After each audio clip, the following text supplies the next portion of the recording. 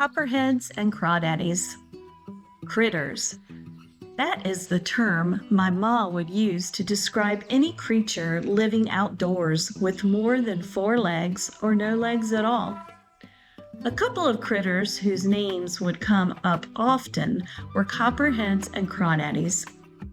I saw critters as God's pets. Believe it or not, I never saw a copperhead in all my years of sitting on the front porch at my grandparents' home. However, their legend lives quite vividly in the stories of the locals. But every time, which was often on a hot summer day, my cousin and I would head out the front door to search for crawdaddies in the creek across the road. My ma would yell from the kitchen, "Watch out for those copperheads." So the story that was told on our front porch about copperheads also involved black snakes. The folklore was because we had black snakes on our side of the creek, we would never have copperheads. The black snakes would eat the copperheads. So that was the legend. So we were safe on our side of the creek. Therefore, naturally, going across the road to the creek put me in danger of running into a copperhead. I never felt scared of seeing a copperhead. Perhaps it was my faith in God sitting in his big mountainous chair overlooking me that made me feel safe in that creek. Besides, I was more interested in the crawdaddies that I might find in the creek than some silly snake.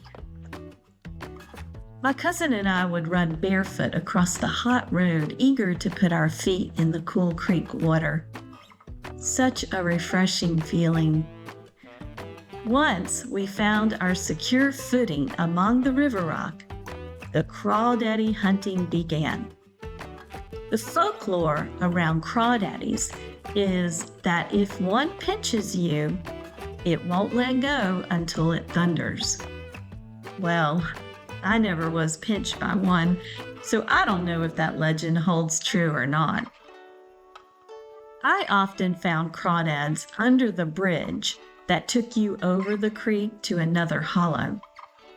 I found them to be so quirky looking that once I caught one, I would inspect it for what seemed like an hour. If you hold them just so, they can't bite you and they don't move. My in-depth visual study of one would most often end to the sound of my ma yelling down the street, "Lisa, it's time to come in." At her command, I would gently put the crawdaddy back under a rock on the water's edge. This was my first interaction with God's critters outside of science class at school. I always respected these critters, even the ones that could hurt me. After all, copperheads and crawdaddies had a God looking out for them too.